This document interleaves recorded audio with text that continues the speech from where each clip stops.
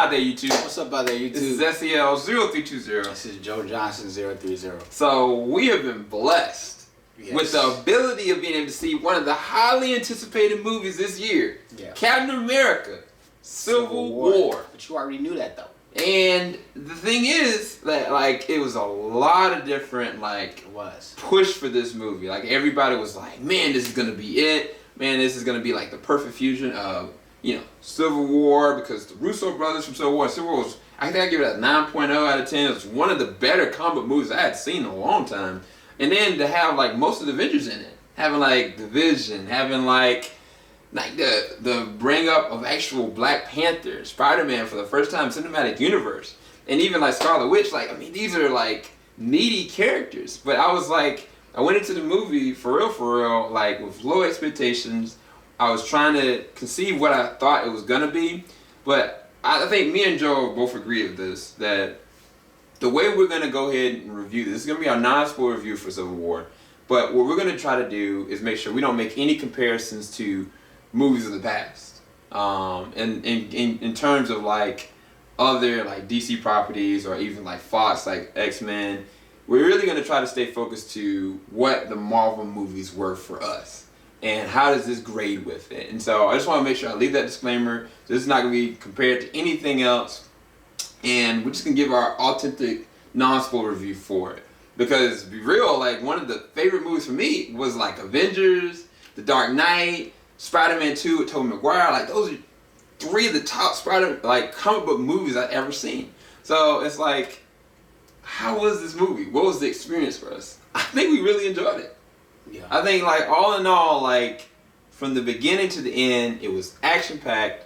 The ensemble was tight. Everybody had their time to shine. Everyone. But what was your take going into the movie?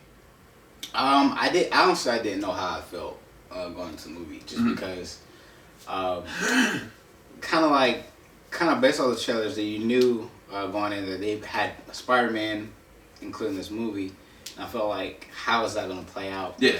So I had questions there. Also I had questions about how's the Black Panther character is going to be, and I definitely had questions about. There's a lot of questions. Yeah. I had a lot of questions. Uncertainties going into this film. Yeah. I was pleased. I was satisfied, bro. The way that they got freaking T'Challa, Black Panther himself, he shines. When I mean the dude shines, from a visual aesthetic, just from his suit, from his character design, to actually having T'Challa being able to do things that a lot of the other Avengers can't. They did him so much justice. They put the perfect platform for us to be able to see, T'Challa in form in his own movie. They set that up perfectly. And the accent. To me, I thought he did a great Nigerian accent. I thought he did a great job with that. They bring you into the world of Wakanda, and so hopefully Andy Serkis comes back as his role in that. But Spider-Man though, we haven't even talked about the visuals. We haven't talked about acting. We haven't talked about the story. But these two are really key about this movie. Spider-Man, the way, without spoiling too much, they use him so well, and the Spider-Man that you grew up with, the cartoon 90s series, the trash talker, the this, that, and the other, and even from the action, I think they got it perfect, bro. I don't know, what was your take on Spider-Man or Black Panther? I was pleased. Yeah. I was very pleased. I'm gonna leave it at that. You'll hear more in our spoiler review. Yeah, you'll hear more in the spoiler, but one thing that I have to talk about is the action in this level. The action in this movie is immense. Yes! It was it's a lot. I was holy crap. It's a whole lot. I was holy crap, this is awesome. Yeah. That's a great segue. So let's go ahead to the visual effects. That's one of the things. We normally go into the visual effects, the score, and then we go into the acting, and then we go into the story. So as far as the visual effects, the VFX in this were perfect. When they brought up Vision in Age of Ultron, I thought that he was a pleasant surprise, how much he meant to Age of Ultron. He was one of the best things about it. And they bring him back in the fold in this one. His VFX were awesome.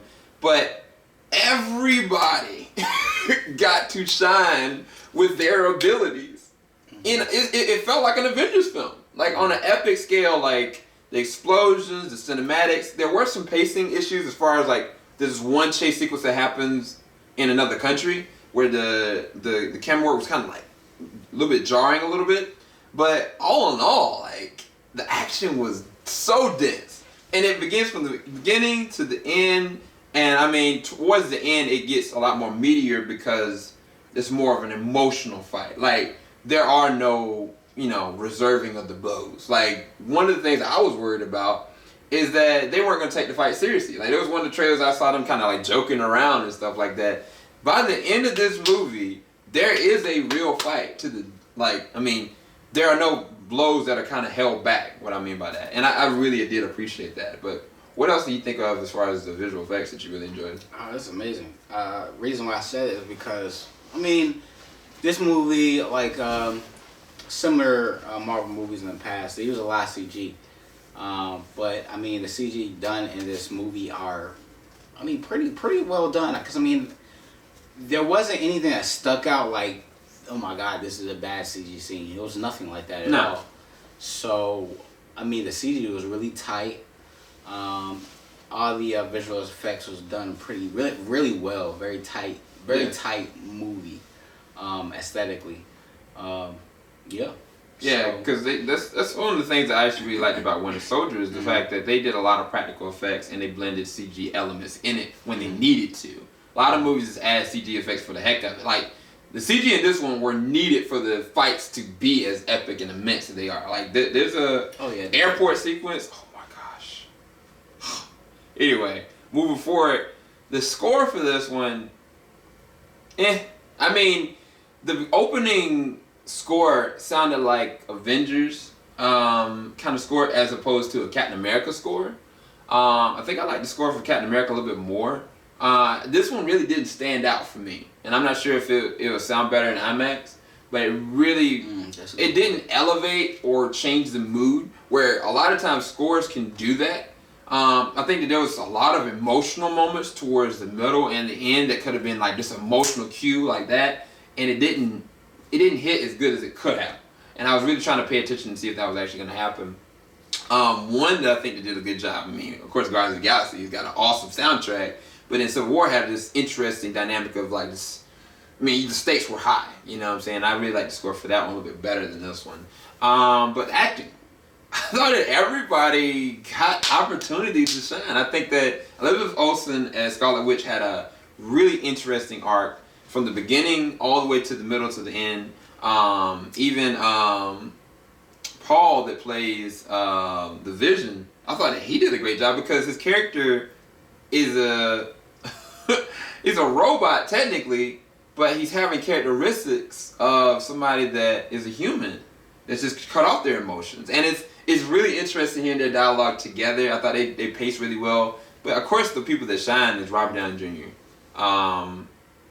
And even with Tom Holland, who's a new addition to this, Peter Parker, I really liked him in this. Like, him and, what is his name? Chadwick Boseman, that plays T'Challa. I thought that they really bought it. They really brought it in a big way because I was like, I want more of them. Like, every time they were on screen, I was like, man, I really engaged in their interaction. And even though they're new to the group, they had so much to complement the group on. Not just from their physical presence, but even like their emotional depth. But definitely, freaking, I love Chris Evans as Captain America just as much as I love Tony Stark as Iron Man. Like, they were born for these roles. But who's kind of shined for you in this one? Oh, definitely Robert Downey Jr. Definitely him, his character as Iron Man. Him, like you said, Scarlet Witch, she did a good job. As far as performances goes, I think those two performances probably, I would say... oh, dang, how are we forgetting Winter Soldier? Winter Soldier, but Black Panther, his character's done really well, very well.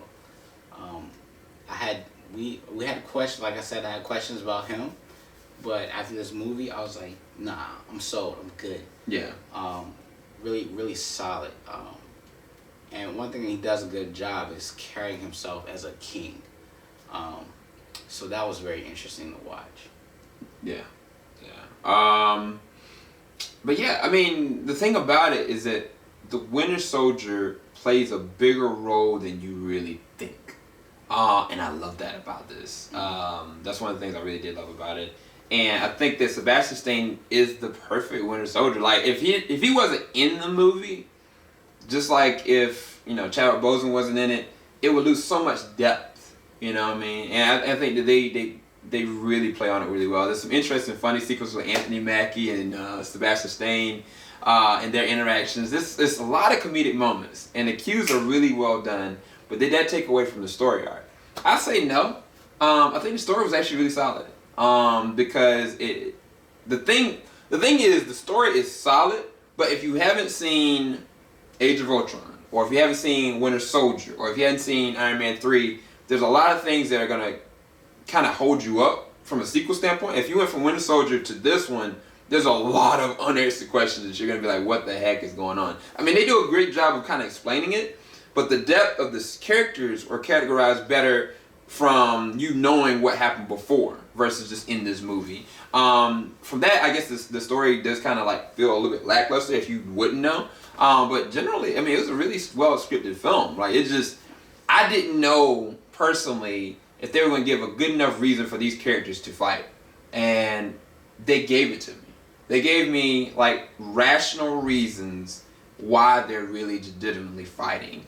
And even like the way that they actually bring in William Hurt as the Thunderbolt, like, I mean, the way he kind of plays into the story is really well done. Even like Martin Freeman, that's normally like Watson from Sherlock Holmes or Sherlock with Benedict Cumberbatch, he plays an interesting role. So I think that generally they do a great job. The only thing that I feel like for me personally was a weakness is the fact that the antagonist really doesn't feel like an antagonist. I feel like he's more of a push of the story pacing more so than anything. And they could have felt other ways of doing it. I'm not saying that he's necessarily a bad villain. I just think that he was an essential villain. And I think the guy that acts as him, he does a great job when he's on the screen. But it's like the resolve and the way things end up, it's like this really wasn't necessarily needed.